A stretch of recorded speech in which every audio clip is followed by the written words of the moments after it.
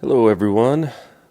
Sorry I couldn't make it tonight, but I wanted to share some things about some fun things you can do with AI when you're learning about your ancestors. There's a lot of technology that can make learning and researching fun and easier, and so I'm just going to play around here. We'll see where we go. The first thing I want to do is play with some photos, and I'm just going to go to my family tree. And let's see, today I will go to my mom's side. This is a good one. So, William Edmund Swift, he was actually buried in South Africa where I served my mission. Anyway, let's go find a picture of him and see what we can do here. So, we click on his name there. So, looks like there is one photo. And if you open it up, you can click this button here and download it. First of all, you can tell it's not a great photo.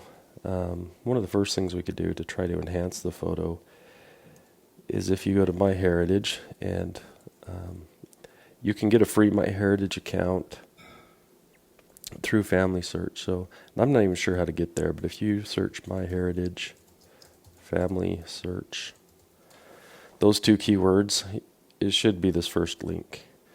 So this is a FamilySearch.org, and you can join for free from this page, and it'll import your whole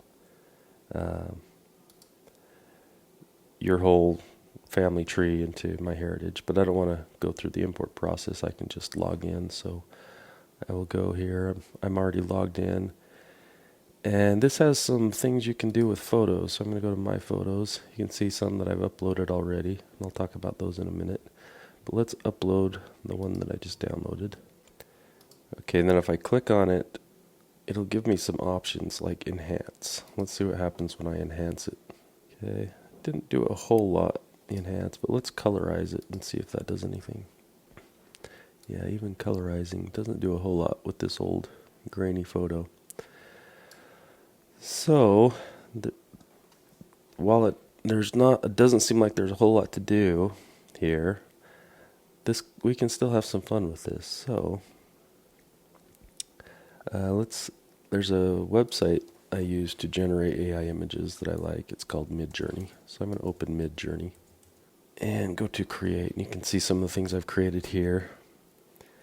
I'm just going to upload this image and add it to my prompt, and then I'm going to describe it. So with Midjourney, it'll use your photo as a reference, but it takes into account what you describe. So I'm just going to describe this photo. Man sitting on a chair with a walking stick in his hand. Okay, let's just see what generates there. And I'll fast forward through a lot of these because it takes some time to complete. Okay, so these are the images it created. Based on, let me pull up the actual image. Yeah, it's hard to tell because it's so grainy what he actually looks like. But this just kind of gives you a fun idea of what he may have looked like. Let's try to make it. It's hard to come up with what you should tell Midjourney to do. So let's get a little help from ChatGPT. I'm gonna upload the file here, and I'm going to tell ChatGPT, I have this old image of my ancestor who lived in South Africa. Can you generate a better image based on this one? Let's just see what it does here.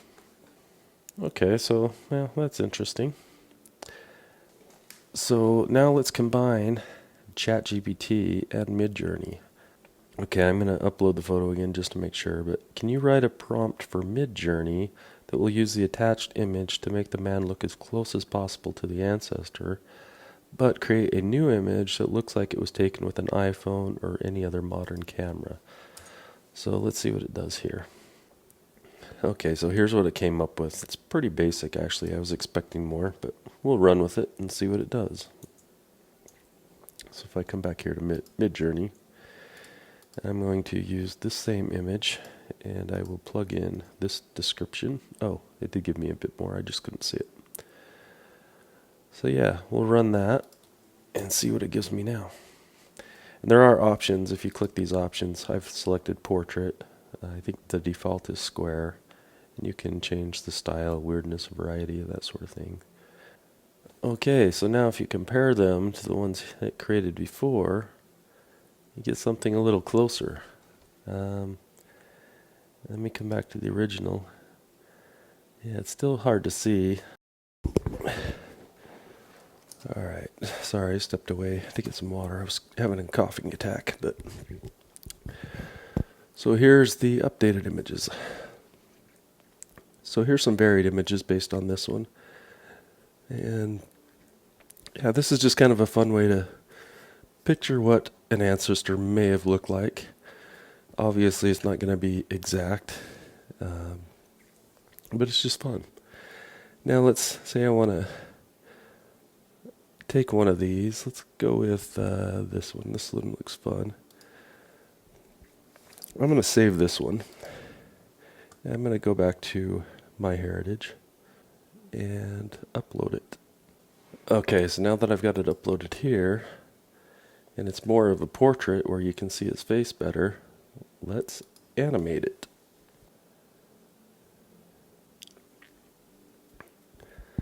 So yeah, now you can see him moving and looking around, kind of brings him to life in a Harry Potter fashion. There's different styles you can use. Let's just make him smile. I like to see what my ancestors look like when they're smiling. Yeah, isn't that fun?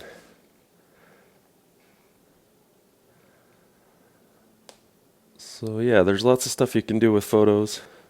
So I just want to show a couple more things now, mainly to do with transcribing text. I have some handwritten stuff, or some old typing in here. Oh, here's a note here. Let's try this. So I don't know what this is.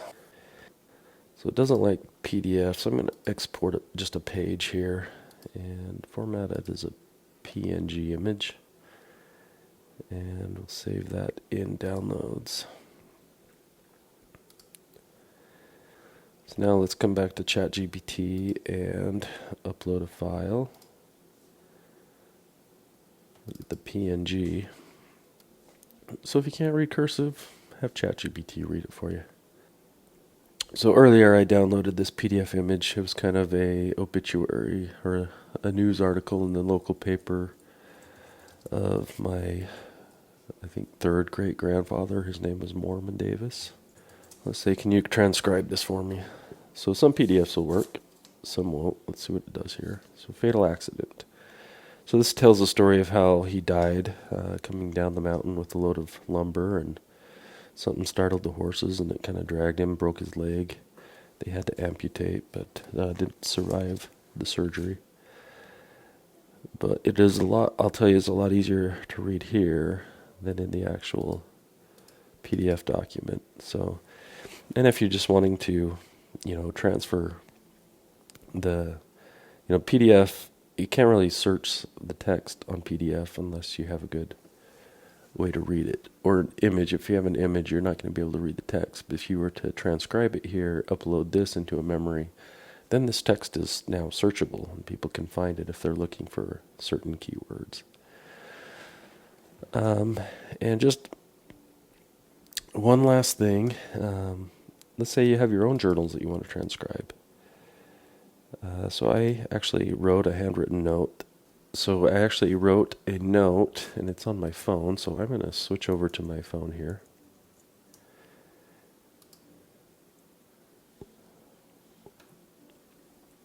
So I wrote this little handwritten note in cursive. This would look like what my missionary journal looks like. And so you could use this to transcribe your own journals. And so We just closed this, and I wrote, "Can you transcribe this cursive writing for me?" And here's the transcription. "Dear young men and young women in the Cotter Canyon Ward, as you learn about your ancestors, you will feel the powerful spirit of Elijah. This spirit connects us to our families, bringing us closer to them and to our Heavenly Father. It is a sacred blessing that strengthens our testimonies and helps us understand who we are and where we come from. Embrace this journey. It will bless your life in ways you can't yet imagine. With love, Brother Davis."